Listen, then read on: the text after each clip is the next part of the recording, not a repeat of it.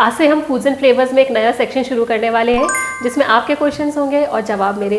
तो आज जो सेक्शन हम शुरू करेंगे उसमें ऑलरेडी मुझसे बहुत ज़्यादा पूछे जाने वाले सवाल हैं। तो अमित मुझसे सवाल पूछेगा और मैं कोशिश करूँगी उनका अच्छे से आंसर करने का।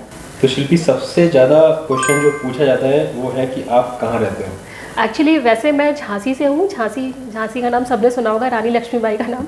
तो मैं वहीं से हूँ। झांसी यूपी में आता है, उत्तर प्रदेश में, पर मैं रहती बैंगलोर में हूँ। बस इससे ज़्यादा नहीं बता सकती मैं। या अगर आपको मिलना है तो हम लोग मॉल्स में भटकते रहते हैं, कभी ना कभी आपसे टकरा जाएंगे। बिल्कुल, और आप अगर मुझे देखें तो मुझसे हेलो करने ज़रूर आए। मुझे बहुत अच्छा लगता है जब आप लोग मुझसे मिलने आते हैं और मुझे बताते हैं कि आपको फूड्स एंड फ्लेवर्स कैसा लगता है। तो दूसरा सबसे ज़्यादा पूछा जाने वाला क्वेश्चन है कि आप फ्राइड डिशेस ही क्यों पोस्ट करते हो, हेल्दी क्यों नहीं?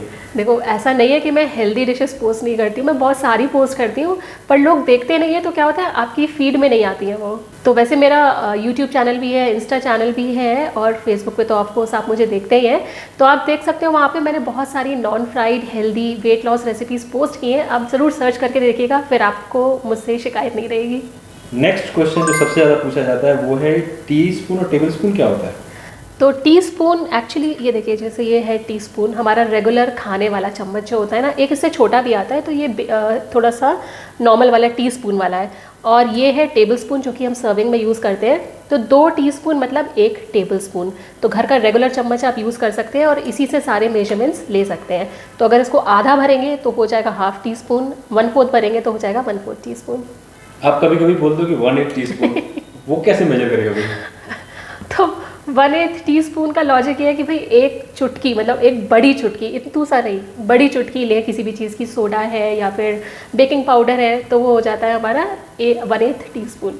बड़ी चुटकी मतलब जितना आप मैक्सिमम 2 उंगलियों के बीच में फंसा सकते हैं। 2 उंगली नहीं, बस एक ही उंगली के बीच में, मतलब एक अंगूठा और एक उंगली। अच्छा, बहुत सारे लोग पूछते हैं कि आप ऑयल कौन सा यूज़ करते हो? तो ऑयल एक्चुअली मैं 2 तरह का यूज़ करती हूँ। एक आता है कोल्ड प्रेस्ड ऑयल, और एक जो नॉर्मल रिफाइंड ऑयल हमें बाज़ार में मिलता है। जो कोल्ड प्रेस्ड ऑयल होता है उसमें क्या होता है, जो सीड्स होती हैं, जैसे आप सरसों का तेल बनाते हैं या फिर तिल का तेल बनाते हैं, उसमें सीड को गर्म नहीं किया जाता है। उसको बस ठंडा ही उसको कुचला जाता है या पीसा जाता है, और जो तेल निकलता है उससे उसको फिर डिस्टिल किया जाता है और ऊपर का तेल निकाल लिया जाता है। तो वो होता है कोल्ड प्रेस ऑयल। और रिफाइंड ऑयल होता है जिसमें सीड को गर्म किया जाता है और उसके बाद तेल निकाला जाता है। तो क्योंकि सीड को ऑलरेडी गर्म कर दिया गया है एक बार, तो उसकी क्वालिटी जो है बहुत चेंज हो जाती है। वो धीरे धीरे करके सैचुरेटेड फैट में कन्वर्ट होने लगता है। तो मैं डेली कुकिंग के लिए, जैसे सब्ज़ी बनाना है, दाल में तड़का लगाना है, या फिर सौते करना है किसी चीज़ को, तो उसमें तो मैं कोल्ड प्रेस ऑयल यूज़ करती हूँ। लेकिन हाँ, डीप फ्राइंग के लिए मैं नॉर्मल रिफाइंड ऑयल का यूज़ करती हूँ, क्योंकि मैं एक बार फ्राई करने के बाद उस ऑयल को मैं दोबारा रीफ्राइंग के लिए यूज़ नहीं करती हूँ, मैं उसको हटा देती हूँ। अच्छा, एक और क्वेश्चन आता है शिल्पी, आप प्लास्टिक कभी कभी क्यों यूज़ करते हो कुकिंग के दौरान? तो मैं प्लास्टिक कुकिंग के दौरान कभी भी यूज़ नहीं करती हूँ, क्योंकि मुझे भी पता है कि प्लास्टिक जो है बहुत डेंजरस होता है, हेल्थ के लिए बिल्कुल भी अच्छा नहीं है। तो ये देखिए, मेरे पास सिलिकन है। तो बहुत सारे लोग बोलते हैं कि सिलिकन भी अच्छा नहीं होता है, लेकिन ये जो है अच्छी क्वालिटी का सिलिकन है। जब आप खरीदें तो देखें, हाई हीट रेजिस्टेंट सिलिकन होना चाहिए। वो कुकिंग के लिए, अगर आप इसको गर्म सब्जी में चला रहे हैं, सौते कर रहे हैं चीज़ों को, तो कोई नुकसान नहीं है इसका। तो ऑफकोर्स प्लास्टिक आप जब भी देखेंगे इस तरह की चीज़ें, तो वो प्लास्टिक की बिल्कुल नहीं होती हैं। और मैं भी आपको सजेस्ट करूँगी, कोई भी गर्म चीज़ जब आप बनाएं तो उसको ट्रांसफ़र करें तो वो प्लास्टिक के बर्तन में कभी ना करें। आप कांच में कर लें, आप स्टील में कर लें, लेकिन सिरेमिक में कर सकते हो, कोरल में कर सकते हो, लेकिन प्लास्टिक के बर्तन में कभी ना करें। तो शिल्पी, एक और क्वेश्चन आता है कि नमक स्वादानुसार। अब स्वादानुसार जो नया सीखा है कुकिंग करना, उसको कैसे पता चलेगा कि स्वादानुसार कितना नमक डालना है? तो एक्चुअली होता क्या है कि नमक हर फैमिली में ना अलग अलग खाया जाता है। किसी के यहाँ तेज़, किसी के यहाँ धीमा। और नमक जो अगर अलग अलग कंपनी का भी लेते हो ना, उसमें भी मैंने देखा डिफरेंस होता है। कोई किसी कंपनी का नमक थोड़ा सा तेज़ होता है और किसी का धीमा। या फिर अगर आप सेंधा नमक यूज़ कर रहे हो और सादा नमक यूज़ कर रहे हो, तो उसमें भी डिफरेंस होता है। तो मैं ट्राई करूँगी कि मैं नमक का भी मेजरमेंट दूँ आपको, कोशिश करके। पर ऑफकोर्स नमक स्वाद अनुसार हो तो बेटर रहता है, इसलिए मैं भी स्वाद अनुसार ही डालती हूँ।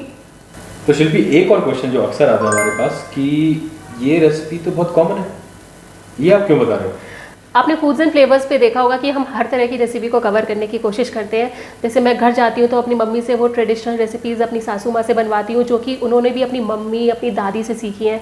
क्योंकि मैं चाहती हूँ कि जब आगे की जनरेशन आए तो वो हमारे खाने को जाने, और जो हम नानी दादी से हमारी मम्मियों ने सीखा, मम्मी से मैंने सीखा, तो मैं चाहती हूँ आगे आने वाली हमारी जनरेशन ये वीडियोस देख के उनको सीख सके। और सबके घर के खाने अलग अलग होता है और बेसिक खाना भी सबके घर का अलग अलग होता है। हो सकता है मेरे घर में जो बिल्कुल बेसिक डेली बनता है वो आपके घर में नहीं बनता हो। और जो लोग जिन्होंने नया खाना बनाना शुरू किया है और जो घर के खाने को मिस करते हैं, वो इन बेसिक रेसिपीज़ को देख के घर के खाने को मिस ना करें और खुद भी बना सकें। और ऑफ कोर्स ट्विस्टेड और नए एक्सपेरिमेंटल रेसिपीज भी होती हैं। हाँ, तो वो तो बहुत ज़रूरी है, उसी से तो फूड्स एंड फ्लेवर्स चलता है। तो ये जो सेगमेंट हमने शुरू किया है, मैं कोशिश करूँगी कि आपके सारे सवालों का जवाब हम इसमें दे सकें। तो आपके कोई भी क्वेश्चंस हो तो आप मुझे यहाँ इस सेगमेंट में लिख सकते हैं, या फिर आप जो नॉर्मल वीडियोस होते हैं आप उसमें भी लिख सकते हैं। मैं कोशिश करती हूँ कि आपके सारे सवालों का जवाब दूँ, पर समय कम होता है, काम बहुत ज़्यादा होता है, तो कभी कभी नहीं हो पाता है। तो आप इस बात का बुरा मत मानिए, बस आप मुझे लिखते रहें, मुझे बहुत अच्छा लगता है, मैं पढ़ती सब कुछ हूँ। तो आई होप आपको ये सेगमेंट पसंद आया हो, आपने इसको एंजॉय किया होगा। तो आप बस इसी तरह से फूड्स एंड फ्लेवर्स से जुड़े रहें, और मुझे बहुत अच्छा लगता है जब आप लोग मुझसे मिलते हैं, बातें करते हैं। तो जैसा कि मैंने आपको बताया, फूड्स एंड फ्लेवर्स को फेसबुक, यूट्यूब और इंस्टाग्राम तीनों पे देख सकते हैं। आपका जिस पे मन करे आप उस पे देखें और मेरी रेसिपीज़ ट्राई ज़रूर करते रहें। तो अगली बार आपसे फिर मुलाकात होगी एक नए वीडियो के साथ। तब तक के लिए take care and bye bye.